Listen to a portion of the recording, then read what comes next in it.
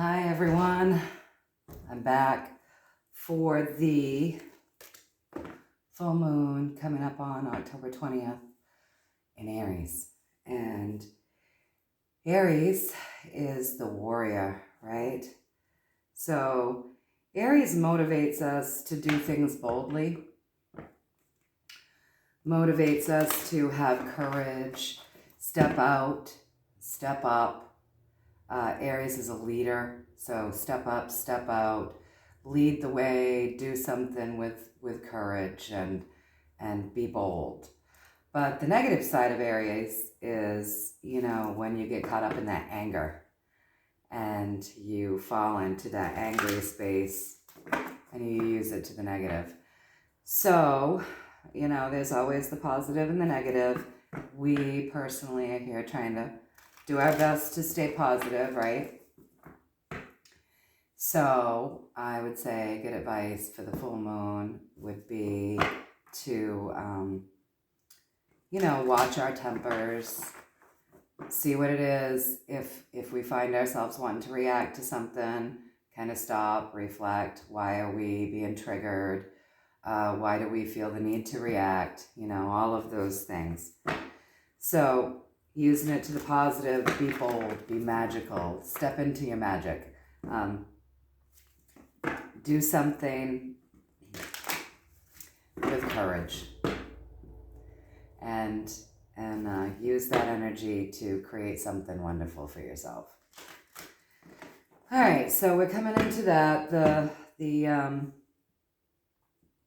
full moon in Aries on the 20th. Now, I just did a retrograde reading, and I said that I had looked into it a little bit because of some people, and not some people, how do I say this? Some interactions that I had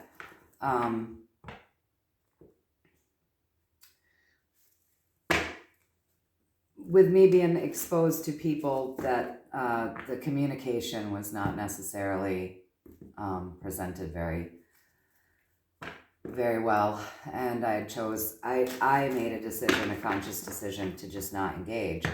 And then we know about the Mercury retrograde, and that messes with communication and all of these other things. So I decided to delve in and look to see, kind of check out other retrogrades, what else might be affecting the energy, because this has been a very interesting year, hasn't it? With just everything. This has been a very interesting year. And I wondered how much of that was being impacted by other retrogrades. And I had found quite a few. I told you I had found all these different sites that said all these different things. And I really didn't want to take the time to delve into all of that too much right then, because I wanted to go ahead and do our retrograde reading and see what we got for a message that, could be beneficial for us. And then we decided to ask if we were actually getting our messages and learning our lessons through those retrogrades. And so that's what we did last time. Well, afterwards, I delved into it a little bit more, and I found that I think it was 17 retrogrades that we've been in and been dealing with just over the last couple of months. So I just thought that was interesting. And so that might be something you all want to check out, but retrogrades really are about teaching us something. And it looks as though I don't have my cards, not the ones that I want to use. So I'm going to run out really quick, just really quick. I'll be right back.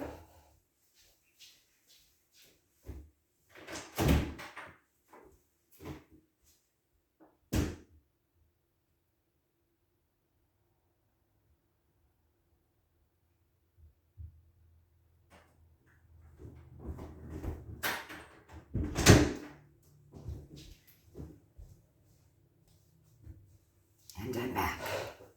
Sorry about that. So it looks as though we've just really been having a lot of lessons from the universe, which we know, right? We know that. We know that we've come into the Aquarian age. There's all that Aquarian energy. We know that, we're learning some big lessons, just judging by the state of the world right now. And the things that we've been dealing with on a larger scale. So we know that. But the retrogrades really are very significant in our learning our lessons. So yeah, I would highly recommend that you go ahead and kind of just take a peek at, even if you just want to look at just where we've been the last couple of months with retrogrades and see if things click within you, what makes sense to you. Like, oh, this might be something that's been directly impacting me. Or, oh, this is something. I mean, because we're all learning. We're all here learning for sure. So anyway, there's just that. I've gone ahead and I've pulled us already. I've done 3 positive affirmations out of the Dolphin Mermaid deck. So I pulled those first. And now I'm going to go ahead and I'm going to do us up a reading. I'm going to first check. And I think what I'm going to do is I'm going to see where we're all at emotionally. Because, I'm just going to ask the cards to go ahead and give us a quick reading on where we're at emotionally. And then we'll go ahead and we'll do a reading for the advice for the energies for the full moon. All right, so let's see where we're at emotionally, okay?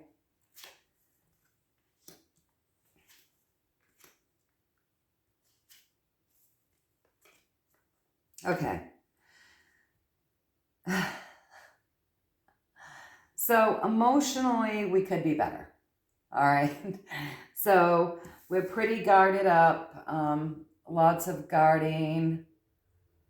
We're kind of caught in the 3D. We're not really touching base as much as we could be, or that might be beneficial with our higher guidance and our intuition. We are pretty caught up in words, thoughts, news, information, and the information is more harmful than good. And, it's a pretty focused thing. It's actually kind of meant to be that way. It's meant to keep us distracted, putting the work in to keep us distracted. So the challenge is always in years that we're going to be learning something big is that there's going to be things that distract us from our lessons. That's the challenge. The challenge is to be able to walk between the worlds, right? And integrate what's going on in the 3D with our life and our connections with our higher power. So emotionally, we could be better. That's just a quick overview on that. So take the time to self-nurture, take the time to self-heal, get out into nature, do something that makes you feel good, spend some time with some people that you love, or maybe take a retreat and spend some time alone and go within. But definitely some emotional healing is in need, because it's really all about being, that quick overview was being all about 3D and in the head. And if we want to feel our way through things and really pick up on our messages and feel peace in a chaotic time, going within and touching those higher connections where we're really going to feel our way through things. And feeling our way through things is really where we're going to be able to make our best choices for us, right? So here we go. Let's ask the universe what it wants to tell us. Just what does it want to tell us as far as the new moon, I mean, not the new moon, the full moon, which is ending a cycle, the full moon coming up on April, why am I saying April? Because it's in Aries, that's why. It's in Aries. The full moon coming up on October 20th. Remember, October is 10, 10 reduces down to 1, 1 is leadership. Full moon ending a cycle in Aries. Aries is leadership. It is the warrior. It's courage. It's strength. It's a lot of magic. It's a lot of power. It's driven by fire. Mars is his ruling planet. So there's a lot of passion there. Let's remember to keep that in check. Use it to the positive and not allow ourselves to get caught up in anger. And use it for its positive attributes, right? So let's see what the universe wants to tell us. How do I want to lay them out? I think I just want to... Oh, okay. Ooh, fun.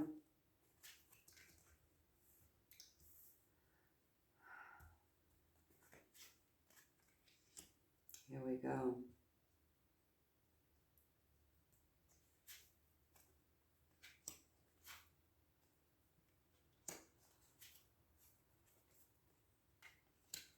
Oh, okay. Interesting. Always, right? All right, so what does the universe want to tell us? The universe wants to tell us that the month of October has pretty much been driven by the media. News, information, words, programming.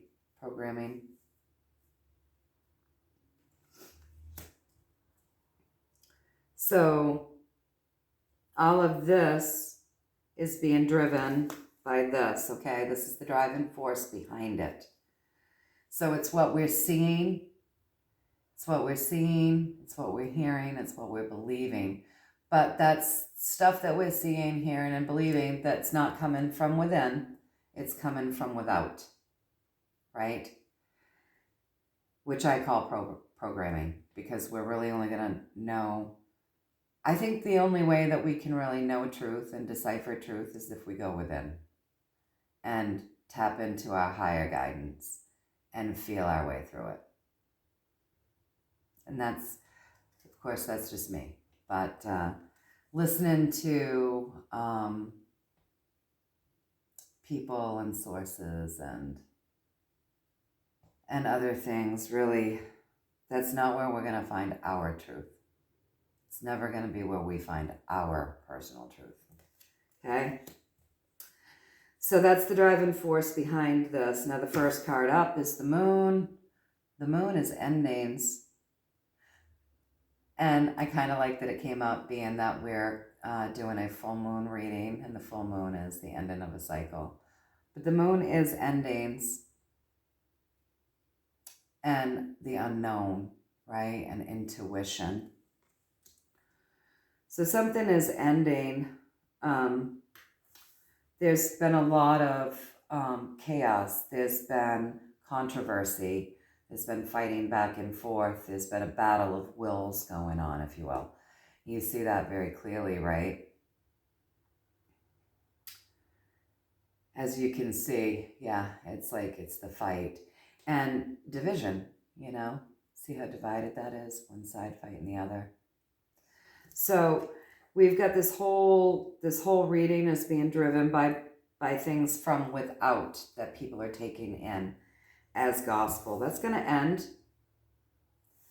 That's going to end, right?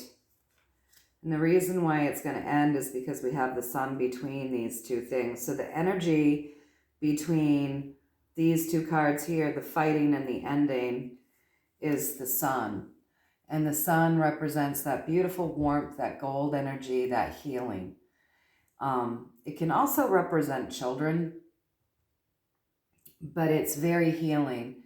I mean, if you think about it, we plant our gardens in the spring, right? Because we get more sunlight and the sun helps things to grow. So it's a prosperity card.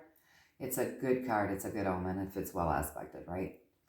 So there's going to be an ending to some of this chaos and some of this fighting. but it may bubble up in a way that burns a lot of bridges, as if it hasn't already, right? But if you look in the background, these are wands, and they're driven by fire, and there's a lot of dead sticks in this background, right? And then there's just this one right here. So I wish you folks could see it without the glare. There's this one right here, and it's beautifully bloomed. But this person is so downtrodden from what's been lost that they're not looking up and they're not looking over. They're not really aware of what it is that's right in front of them that is good, that is bright, that is awesome and blooming. So with the passing of this energy, there might be some sort of, well, it looks as though something's going to come up and possibly create a mess first, because we have here the cups. And in this particular deck, the way that I read this, it could be a celebration. And it depends on how it's set up or whatever. It's very rarely what I interpret through this deck as a celebration. It's more of, this card represents being careless with feelings. If you see, they're out there, they're in the water in a fish. All of those things represent emotions. They have their cups. Their cups are full with fluid. That, again, representing emotions. And you see this one is like, she's just dumping the emotions out. She's dumping them on her head, being very careless, as though people's feelings don't matter. And I think there has been a lot of that. And that's going to cause some of these, what I was saying, like burnt bridges, dead sticks in the background, things that will have passed by because of the lack of compassion, and the carelessness that we've been seeing lots of people having with other people's feelings. We've been in a pretty big time of ego. Lots of ego. So there's going to be a lot of healing to do, some mending to do. There's going to be some mending to do. And you know, I mean, this is the sad thing. Some things might not be able to be mended. Some things may not be able to be mended, and they'll have passed completely, right? They'll have passed completely. So let's elaborate just a little bit more.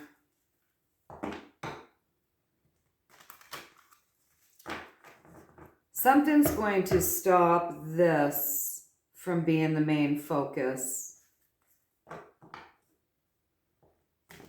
And that's good, because, like I said, we find our truth within, right?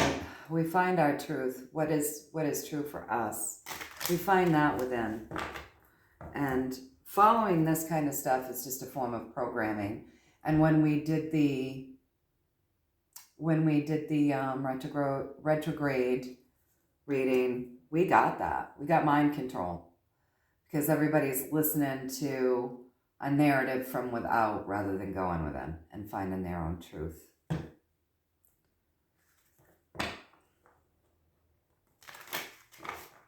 So I'm just going to ask for a couple more clarifying cards just to see.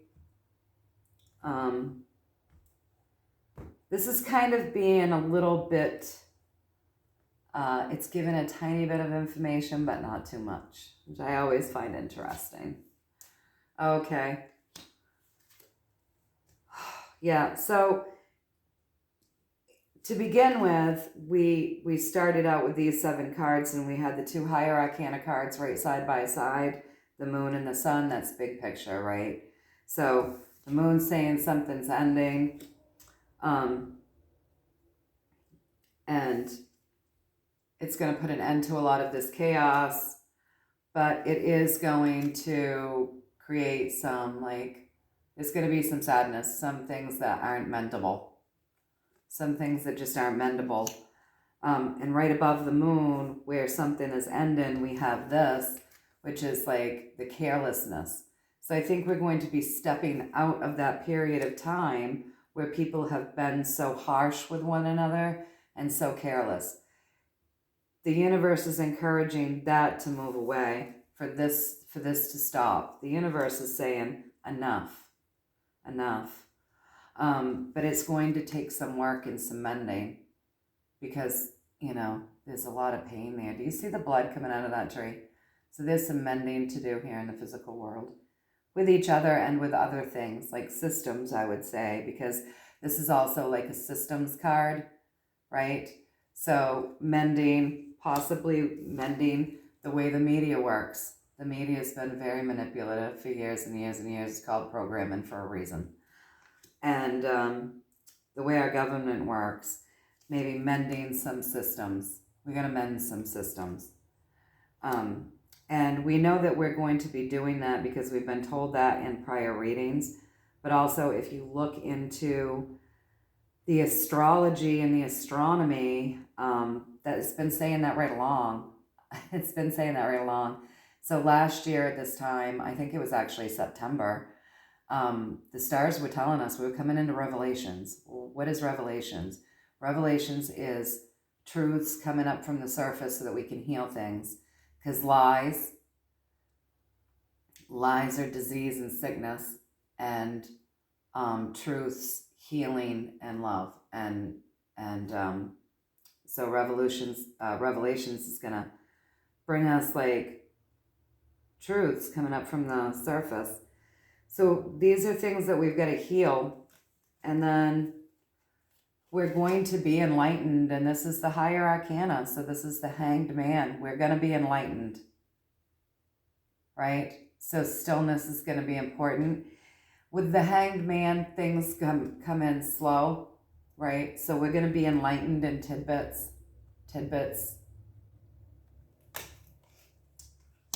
which is going to cause quite a shift in the Tower. So as we get enlightened, we're going to see that the foundations that we've been building on haven't been solid. And again, that's fixing things, that's fixing systems, and that's fixing relationships, because I think over the course of the last, it's been, we're 10 months into a year where, well, last year things were getting a little muddied, weren't they? People were getting kind of mean with each other over ego and what one person thought was best for them should be best for you. And if you don't agree, then you're bad. So it started last year, and then it's rolled over into this year, and it's kind of blown up. I think it's going to start to fade out. Like, we're going to stop seeing as much of that new energy is going to come in, because we're going to be enlightened a little bit here and there and here and there, which is going to soften us. Because enlightenment is, it might not feel great at first, and it takes a bit to integrate things, but enlightenment, it is for our greater good, right? And so we're going to be enlightened in tidbits, because the Hanged Man doesn't do everything all at once. But in tidbits, we'll become enlightened on this and enlightened on that, enlightened on ourselves, enlightened on our relationships, enlightened on what's going on out in the world, enlightened on a lot of things. We're in a time of revelations, the Aquarian age. So enlightenment, I think, will probably be something that we really have handed to us consistently over the next 20 years or better, honestly. So, we're going to be enlightened, and it's going to create a shift. It's going to create a shift. And it's going to cause a lot of emotions to come up and a lot of disappointments to come up. And there'll be secrets. So as we're enlightened, it's going to create a shift. It's not going to feel good. We're not going to want to feel it. The Queen of Cups doesn't want to feel things. We're not going to want to feel it, but we really need to, right? We need to feel our feelings. That's how we move them. That's how we move our emotions. So a lot of people are going to be very disappointed. And that's why we're not going to want to feel our feelings, because we're going to allow our head to damage our heart. So we're being warned about that. So let's take the time to step back and step out of our head and really start going within, so that we don't allow ourselves to get to that place, because there's no healing in not feeling. And then we got the High Priestess, which is another higher arcana card. So now we've got 1, 2, 3, 4, 5 higher arcana cards. And the High Priestess is tricky. So she can be well aspected and just a beautiful soul who understands that things just are, and it's the intention behind things that create things to be good or bad, but everything just is, right? Because you've got the duality. So she can be good in that way, that she understands universal energy, or she can be not good if she's set up in a poor way, which she is, and she is. So enlightened, causing a shift, not feeling good, disappointment, because there's going to be a lot of secrets that come out. And that's a higher arcana card, and we're going to do one more. A lot of secrets, and this is the Two of Wands. So what we're going to find out is that there's been a lot of secrets and things that they're hiding from us, but we're only going to be given bits and pieces at first. Even though they're going to tell us, even though we're going to somehow figure out that there's been a lot of deceit going on. We're going to know there's a lot of deceit. We're going to know that, but we're only going to harvest it in bits and pieces, which makes sense because that's kind of how the Hanged Man gives us enlightenment in pieces. Because we could go crazy if we're enlightened all at once. Like, quote, one fell swoop, you get all the secrets to the universe dumped on you and you lose your mind, right? You lose your mind. So this is going to be a slow process of enlightenment, but I think it's going to move us out of the fighting. And what it's going to do is it's going to move us into sorrow. So we're going to be feeling sorry and sad. So we're going to really want to self-nurture. We're going to want to self-nurture. So we'll see what comes about with that. But 'tis the time to wake up. It's the Great Awakening. It's the Aquarian age. And I know that a lot of the things that we were told about a couple readings back, they said beware in the month of October, and even in these months following, really be discerning, because we're going to hear things that are both true and untrue.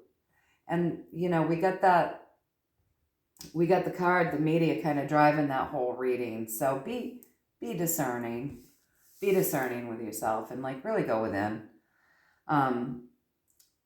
I always say this, but when we look to man to guide us, then we're setting ourselves up to fall, honestly, really, because men are deceptive. People are deceptive. They've been deceptive and deceiving us forever. So if we look within for what the truth feels, and if we tap into our guidance, that's really going to be the most trusted source of, we'll know the truth through the feeling, but we have to feel. So anyways, I already had pulled us the 3 positive affirmations. So we have self-forgiveness, let go of old guilt, and remember that you're God's perfect child. So move that guilt, move it. And remember that you're divine. Remember that you're God's perfect child, and self-forgive, because healing happens with love. And divine love it heals all. And if we're caught up in things like guilt, then we're unable to receive love. We're unable to give it to ourselves. We're unable to truly feel it. And we're unable to receive it. And that's what's going to heal us, okay? And then just accept heaven's help. You've prayed for help, so get out of the way and let heaven help you. And again, it's stepping out of that ego and feeling your way through things. So you prayed for help. Now feel. that ego will stop us every time. Ego's there. It's great for a lot of things. It's great for a lot of things, but we overuse it. It's been blown up. It's been blown up, and it does a lot of damage too. So listen to it when it serves you, and then just step out of that ego and allow for heaven's help. Step into that higher power. Forgive yourself. You also have contemplation time, so spend time alone meditating upon what you truly desire. And spending time alone and rejuvenating and doing that meditation and that self-healing helps us get through times that don't feel as good externally. It helps us get through those times with peace. It helps us get through those times with love in our hearts. It helps us get through those times and still be able to feel joy. So let's spend a little more time alone, contemplating, doing some meditation, practice some self-forgiveness, some healing, let in that love, accept heaven's help, and know that we really are in for a bit of some bumps. The cards have been saying that for months now. The thing about tarot is, as it's telling us these things, it's really hard to get a absolute time zone on that. But we've gotten an awful lot of higher arcana cards. And those higher arcana cards give us a tiny bit of a peek into what we might be looking at. And for months, we've been getting a lot of those higher arcana cards, which means we're kind of rolling in it, even if we don't know it yet. And a while back, we did hear that we were getting our news late, So I don't know, but I know that the closer we're getting to the end of this year, the more higher the arcana cards are coming up in the readings. And so I would say buckle up, get in that love vibration, self-care, open your mind. That's what I've done. I say, you know what? My mind is open, and it doesn't matter if I think I've been right about something. If I am presented with a truth that feels true to me, I will accept that I was wrong. Because really what I want is just, I want to heal. I want truth. I want truth because I know that truth and love will heal everything. Anyway, so yeah, it's not about being right. It really isn't. It's not about being right. It's not about ego. This is a healing time. So get in touch with self, start to feel, and open your mind so that no matter what it is that we start to hear, but really start to feel first, right? Start pulling in that feeling and open the mind so that no matter what it is that we hear or we see or what's presented to us, we can feel our way and feel the truth. Okay, guys, until next time, enjoy the full moon, and I will be back next week probably with something. All right, I'll see you.